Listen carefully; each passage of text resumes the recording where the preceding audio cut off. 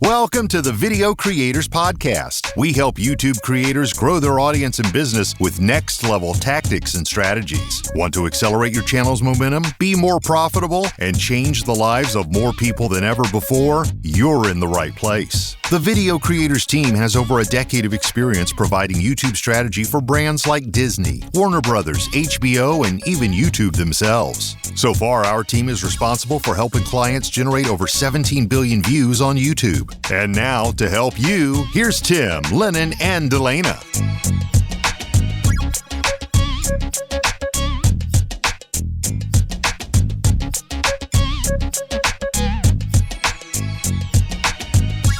Hello, creators. How are you guys? It's great to see you again for another Video Creators Podcast episode like we do here every Monday, just to help you grow your YouTube channel, grow your business, grow the community that's around it so you can make more money, and ultimately do that in a way that's serving other people better than you ever have served them before. We see this story happen all the time. People have this dream. They have this mission of what they want to accomplish with this business and this YouTube channel. They get all excited. They're passionate about it. They have this thing that they're like, you know what? If I could turn my play into my work, then I'll never have to work another day of my life, right? And they get really excited, they dive in.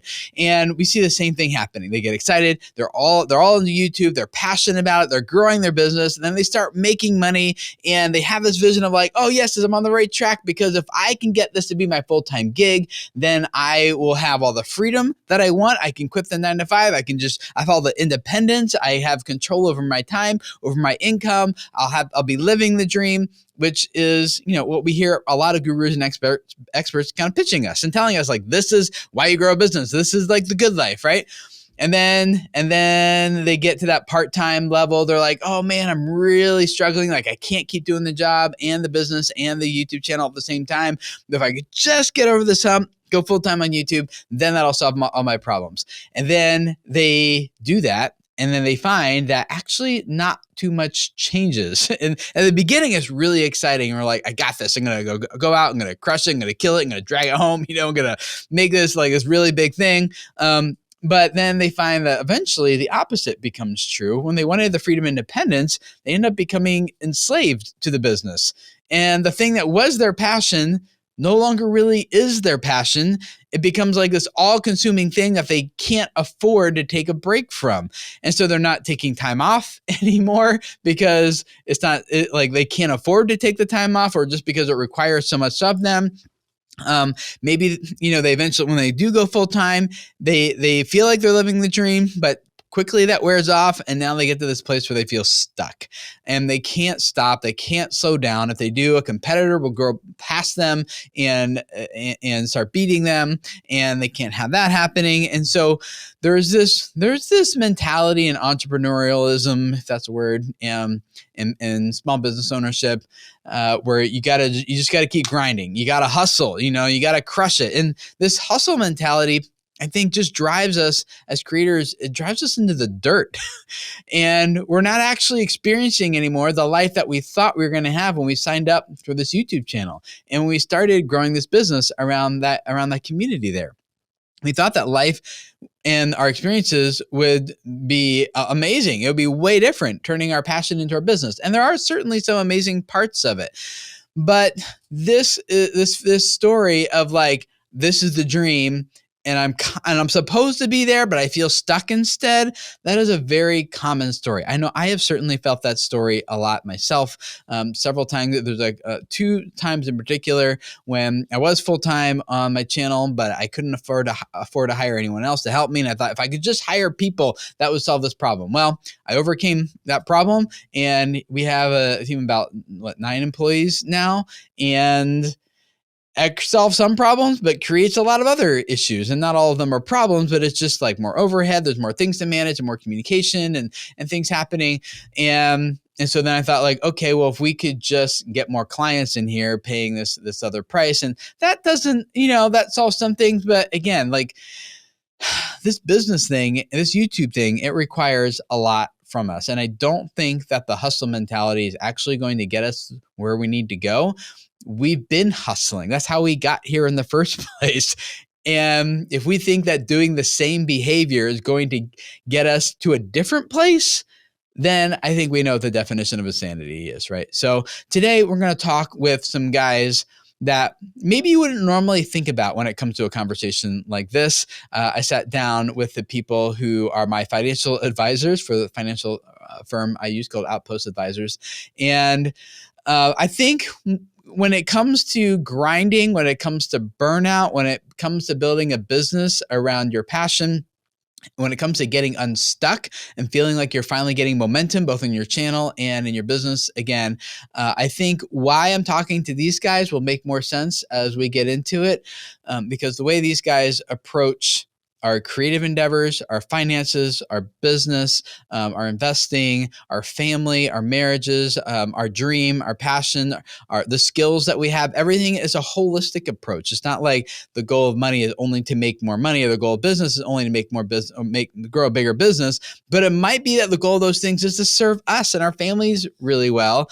And sometimes we end up sacrificing our family and our own mental health and well-being for the sake of serving this business or creating this YouTube channel, right? And it's like, no, it should be the other way around. So I'm really excited to introduce you guys to my financial advisors as we have this conversation about how do they address this type of issue with their clients. And I think they're going to introduce us to 5 pillars that I think, 5 capitals are going to be really important for us to consider how we balance and use all of these capitals together so that we actually live the life that we want and serve people in our business and our YouTube channel at a greater capacity than ever before. Let's dive into that conversation with them.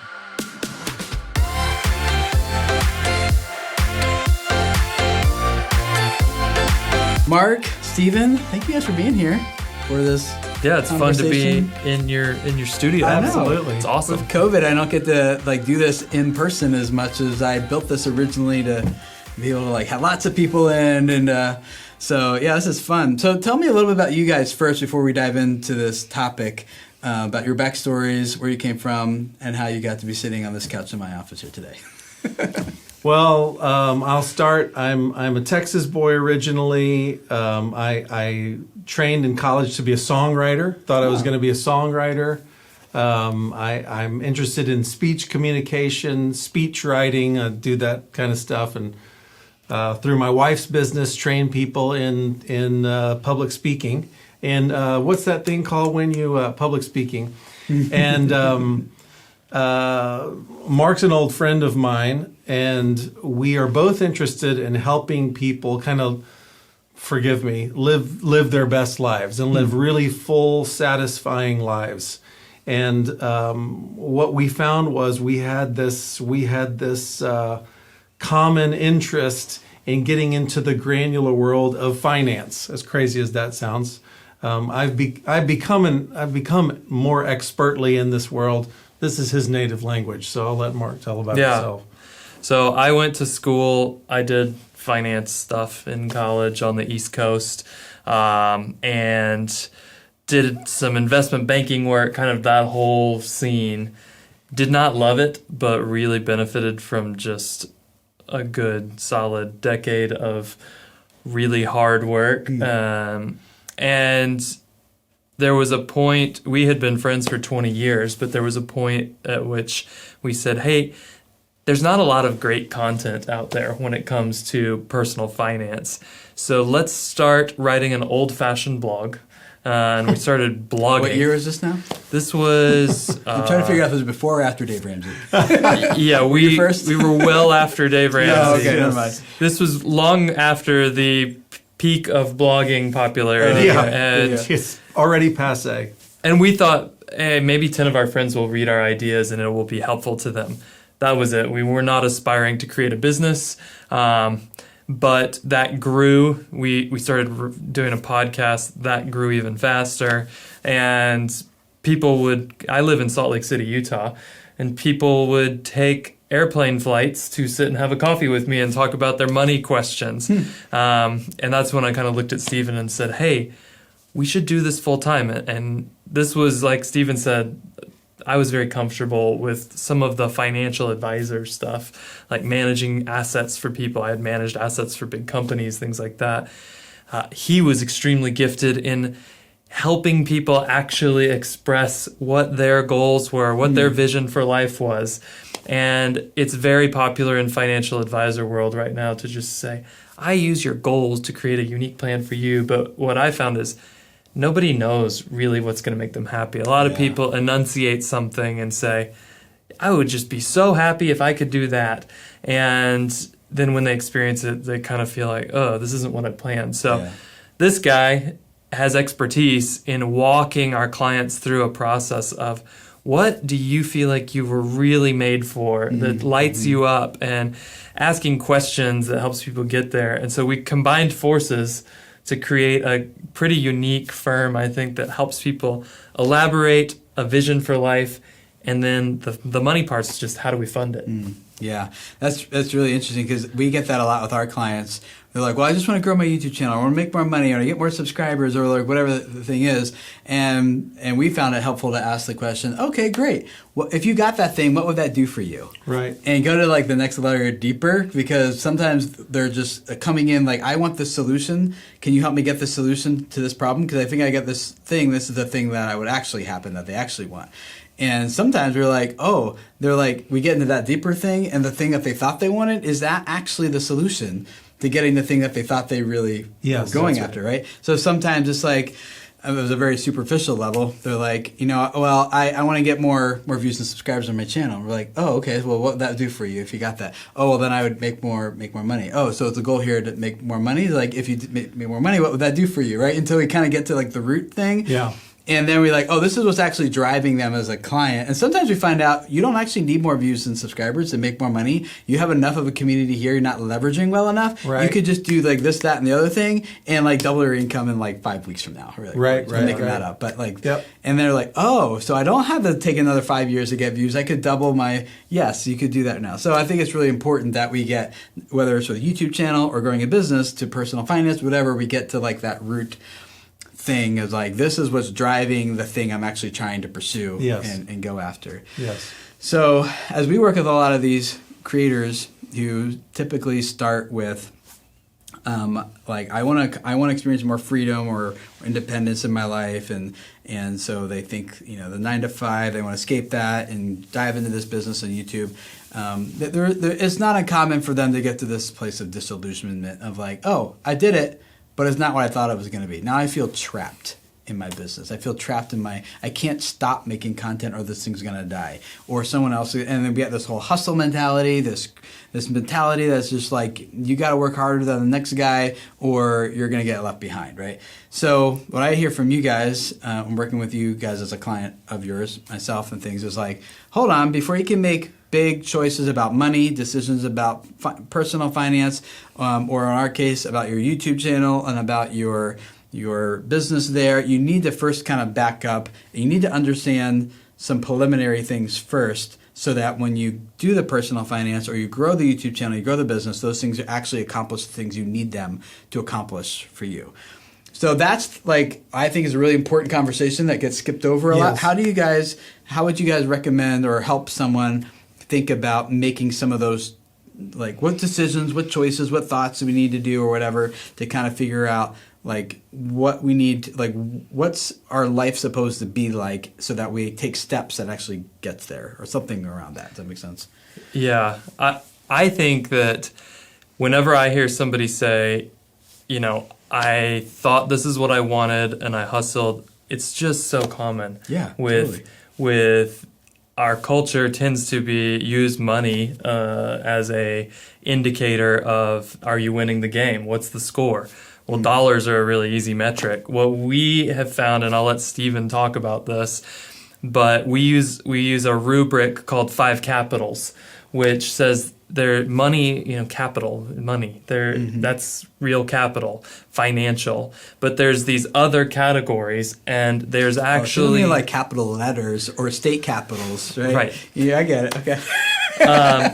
There's these 5 buckets, and they have a priority rank to them in how much they're worth. And money's actually the one at the bottom. So a lot of times when I hear people who are disillusioned, even if they're successful in their goals, they've gone after the one that's at the bottom of the pyramid in terms of actually bringing fulfillment to someone's life. So. Yeah, what's coming to mind is, I don't know if you heard this story about the dude that created Minecraft and he sold it. He sold it for, I think it was between $2 and $4 billion. And the story that came out was that he put himself, I believe on YouTube, put a camera in his own face and just told the world, I am so lonely right now. My instant wealth has cut me off from everybody I know. I've traveled everywhere I can think of to travel.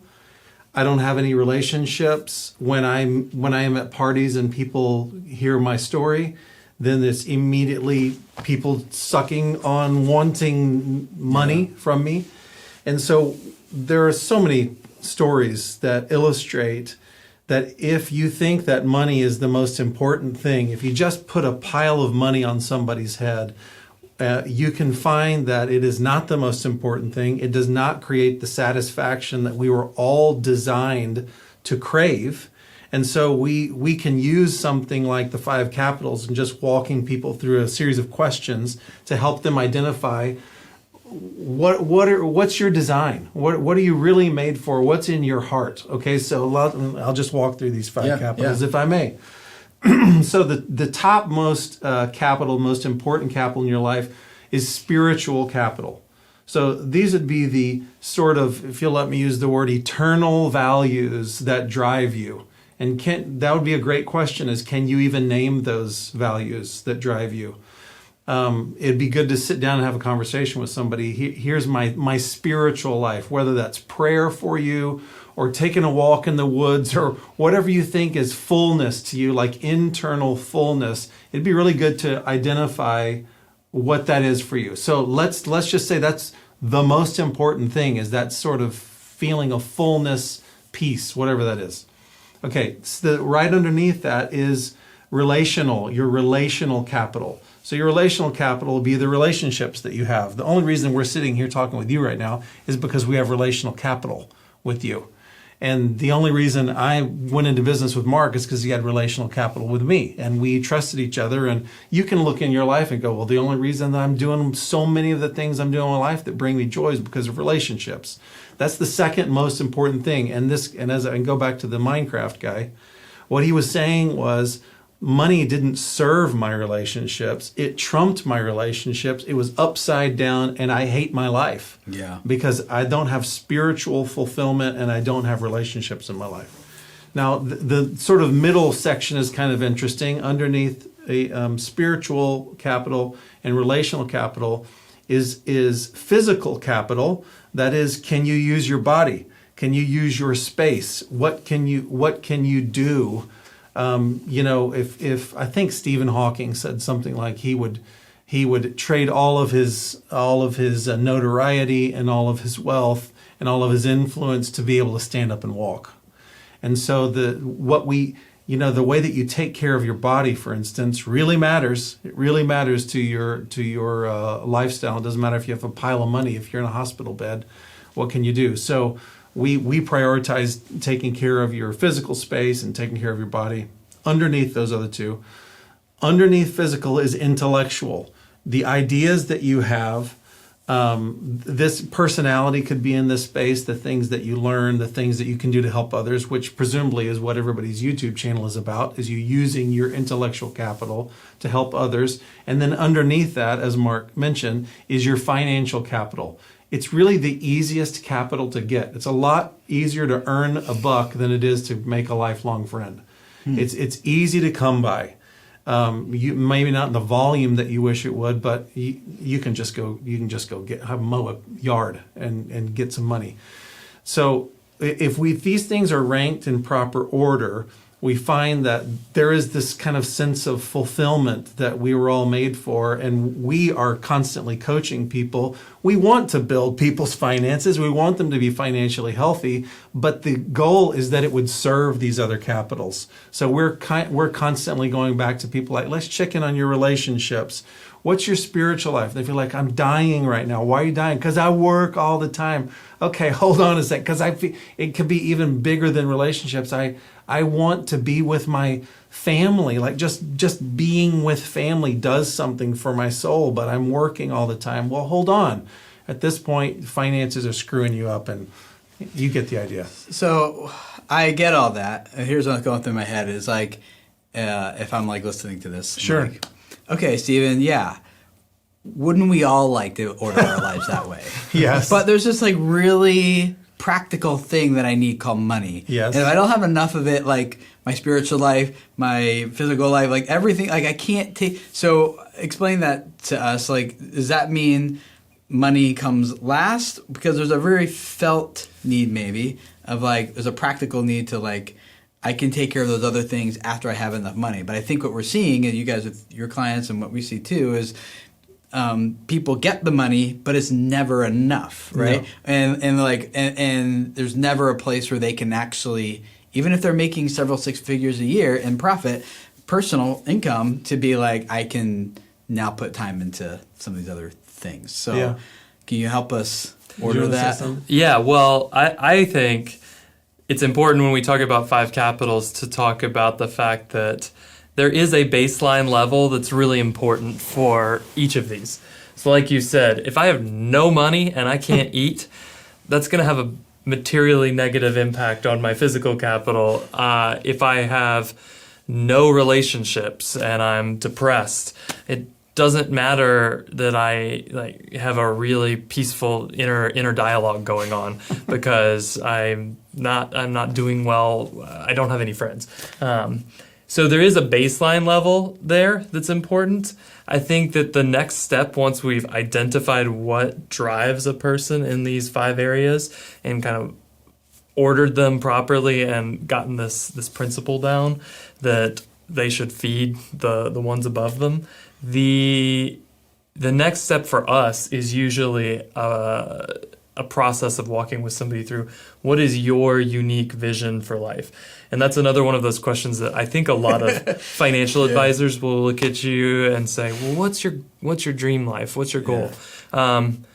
But that's what we do for our clients too, is like, we can't really help you develop a strategy for how to grow your business or YouTube channel if we don't know what the target is first. Like, what does a win look like? What is that bullseye? Because if we find out, like you come to us saying it's this thing, but then we dig into it a little bit and it's actually this other thing, we can help you get the first thing you wanted and it still wouldn't actually hit the thing you didn't even know you actually needed. So I think it's important that we get there. But I feel like on the money side of it particularly, there's this, I've seen so many stories of like people who are like multimillionaires, self-sufficient, everything, but the guy still won't let his wife buy name brand toilet paper because that's like unnecessary expense. Like he's still penny pinching, you know? And you just want to be like, dude, you can afford name brand let your wife buy the name brand toilet. But we get so hung up on like one of these things versus another. And I hear you saying like there is an order to them. I'm also hearing there's also a balance to them because you do need like a baseline of some of these things too as well. So for someone who's listening, they're like, all right, like Mark, Steven, maybe even Tim, they're like, I get it. Those 5 things sound important, but I don't have time to focus on any of the other ones but money right now. And I would, and the reason I bring this up, I would caution people who are listening, like that might be an actual need. But my experience is most of the time it's a felt need and they get stuck to the point where they're like millions of dollars and I still won't let my wife buy name brand toilet paper, right? Yeah. So how do we, or I don't know if this is the right question, how do we break out of that? But what I'm trying to get to is like, how do we get order in our life where those 5 capitals are in order and they're serving us we're serving that rather than like the money one just dictating everything else, and then we have this perceived idea that we don't have time for the others. So how do we get a life in balance like that, or how do we ask questions that get us closer to that, or whatever?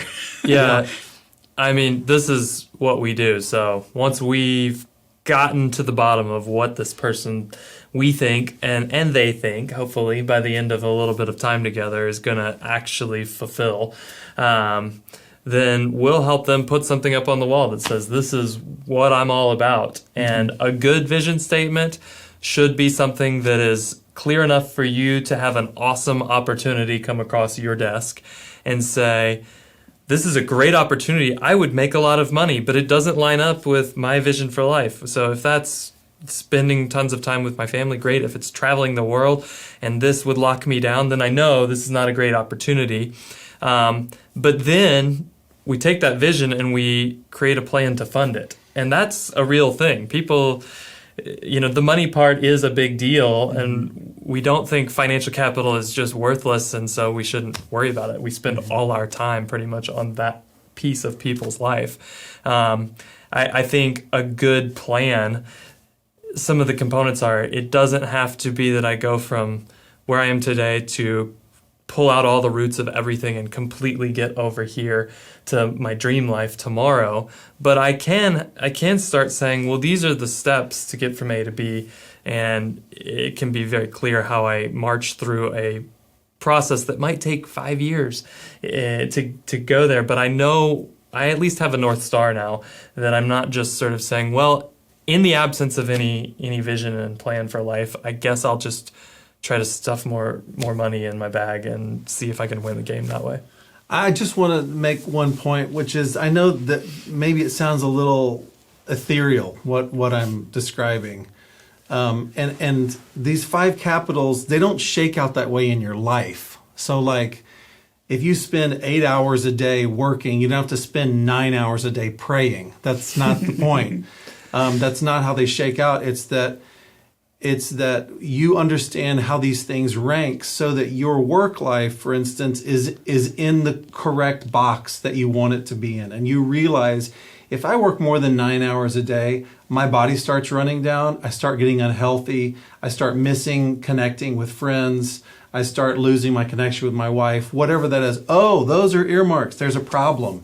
So we know that there are seasons, like when you're starting a new business, when you're going to give a ton of time to your work. We know that when you're a young family, for instance, well, the kids are on the way or whatever, well, we've got to go out and secure money. We understand those seasons, but we would want to make sure that even those seasons when you're putting a lot of energy toward making money, you can still look at some vision statement and go, I'm trying to serve that by what I'm doing with my time.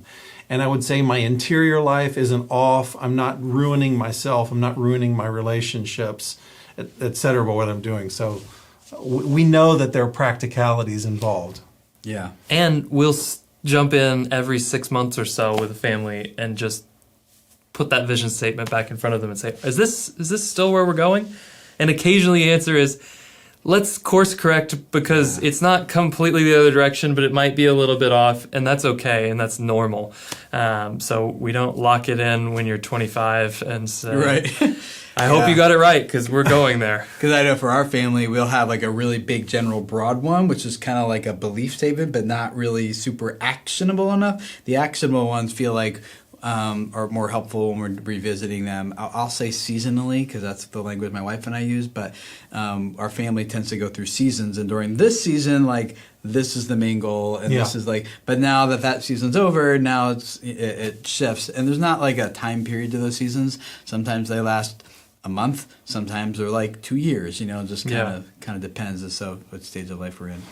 But to bring it back, I want to make sure we land on this how if I am a person who feels like my life is in chaos and I'm just going from I'm not maybe going from paycheck to paycheck, but I do feel this innate pressure to keep performing, or I'm going to lose, or I'm going to slip behind. And the other 4 capitals of the top of the period are like ones I'm not even really thinking, or the ones I think about, but how do I get my life back in that order so I experience the fullness of what I'm actually hoped I was going to experience when I dove into starting my business and my YouTube channel in the first place? How do I get there? Well, we have a tool that we give to families. It was like, take a whole weekend away and think about these things.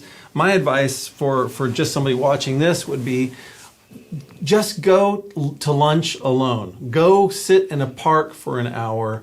Just protect some time to think about these things. Think about your spiritual life and your relational life, and think about your physical life and your intellectual life, so that when you're working, when you're grinding, and when you're on the treadmill, that you know where the boundaries are, because you know what your goal is. You know where you're trying to go, and just keep working more.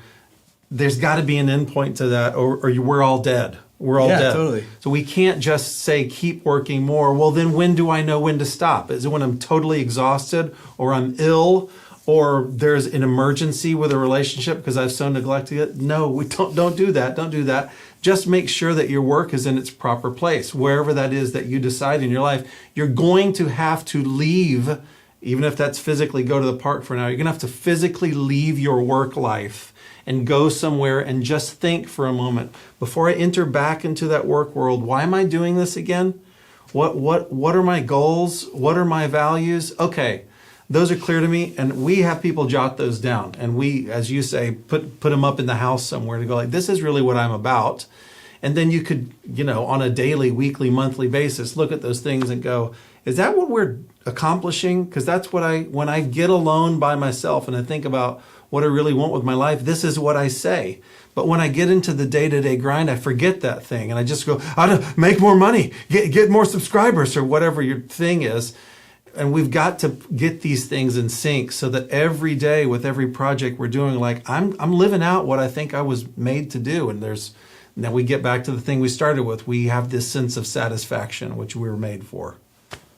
Yeah. Do you have anything to add to how someone would get to that spot? Is it just what if I'm not self-aware enough to even go sit in a parking lot and just think about this? Because I think if I was to go think, I'd be like, okay, my life sucks, I get it, and I don't know how to move forward. Okay. One of the things that Stephen did when he created this process for our clients is he said, don't try to just name the things.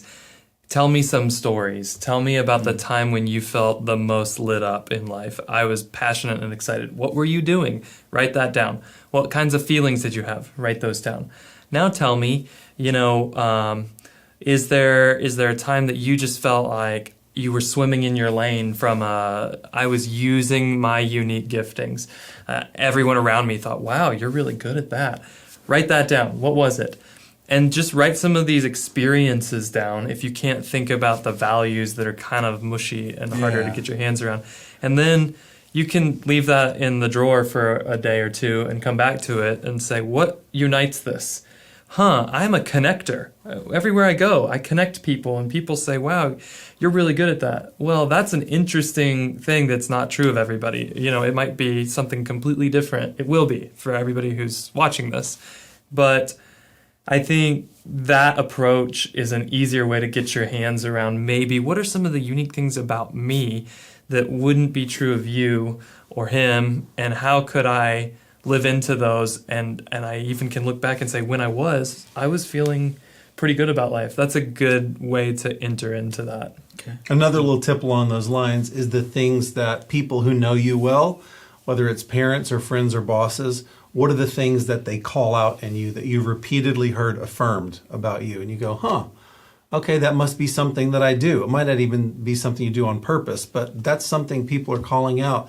That might be an important thing for me to keep my eye on, to build on, because that seems to be how people experience me. So that's part of what makes me unique. Yeah. I think one of the things that helped me, and I'm going to put the same thing you guys are saying in probably a different language, but I think it's the same principle, which is if I wrote the book The Pumpkin Plan. You guys read that one by Mike Michalowicz? No? Okay. Mm-hmm. Well, what he does is the way you grow a prize-winning business is you start by like this big pumpkin, prize-winning pumpkin / business, is you first start with this prize-winning seed / idea. And you plant it, you water it, you nurture it. As that vine begins to grow, to get the prize-winning pumpkin, what's going to happen is all these other pumpkins are going to grow on the vine. But in order to get all the nutrients to the prize-winning pumpkin, you've got to cut off all the other pumpkins on the vine. And although they look fruitful, and they might be, but they're preventing you from getting the thing you actually want. And he calls those other pumpkins, he says that those are distractions that are disguised as opportunities, right? And I think that's what happens to a lot of us. We take on all of these, like we don't know what the big pumpkin is. We don't know what the goal is. We don't know what we're actually trying to accomplish other than we need more money, we need more popularity, more success. And because we haven't defined the vision, the goal, the thing we're actually trying to do, we don't even know if we're actually winning or not, and so we keep doing the hamster wheel thing because we don't know where we're actually going. So defining like what's the vision, what's my purpose, and like what the big pumpkin might be on a business level or personal level, then it's like what are these things that are like distractions that are disguised as opportunities. And the more successful your business is, the more, the larger your audience grows, the more those things come, and there's going to be more and more and more, and you got to say no in order to protect the thing that you're actually trying to grow, because everyone else will have their own ideas and perspectives of like, here's what I want you to do, Tim. Here's what I want your time to be. Like even these, I say no to these guys, you know, and I pay them to help me, right? And I'm like, no, I don't have time for that survey this month. You know, it's like that's a distraction that's disguised as an opportunity. And not saying that that's true, but okay. you get the point. Like sometimes you just have to say no to good things in order to say yes to the best things. And that's a filter that I don't think a lot of us have, myself included often. And so I think it's really important that we define the thing we're going after, not in terms of views, subscribers, or money, but in terms of like purpose and fulfillment and like vision, and then work backward. And then when we get there, something that's really helpful for me in the book, Built to Sell, and if you guys read that one, but he tells a story like before when you start your business, you write down the number that if I have this amount of money, I would be content with my life. Like this would fulfill all the you fold it, seal it in an envelope, you put it in a drawer, and then like a year or two later, you take it out and you look at it, and he's like, the temptation is always like, okay, I said I'd be content with $2 million in annual revenue, let's say. But like, if I just did this, and I would be at $5 million. That's the temptation. He's like, no, don't do that. You said $2 million would change your life, fulfill your goals, be content with that, because the price you're going to pay to get to the $5 million will then turn into $10 million, and then you're going to go backwards, and then that's going to frustrate you even more. You should have just, and you're going to get stuck in this like pursuit of this thing that you said ultimately wasn't the thing you were trying to pursue. So I have that number in my drawer, and I think it's just like really healthy to like even make it that tangible of like, this is what I'm going after. When I'm there, like I don't need to keep pursuing that thing more to the point it consumes me, and then I die wondering like I could have done more. Yeah. Mm-hmm. So that's how I think about it. You guys have any reactions to that, or just? Well, you said the amount of money that would make you content or something like that, and I think. This would totally blow your thing, but I know that number for me is 17,000, because I remember when I was making 17,000 a year, I was totally happy with my life. Yeah. So everything above that is gravy. Yeah. Well, Mark told me my number, so no, he did actually. Not the number I need to have, but the number that would be like what I would need to have right now. Yeah. So. But anyway, I'd love to hear what you guys think about all this. There's a link in the show notes where you can submit your voicemail messages, and I want to hear what you guys think and what you're processing and feature them in an upcoming episode here. And if you want to hear more from these guys, you got a podcast too? Yes. Where do they find that? What's Abraham's Wallet. It's on Spotify and Apple and all the places. Abraham's Wallet. So our tagline is, run your home and your dough like a biblical boss. Nice. That's it. Cool. So search all the places you listen to podcasts. You want to check them out. Thank you guys for being here, and we will see you guys again next week for another Video Creators Podcast episode. See you guys then. Bye.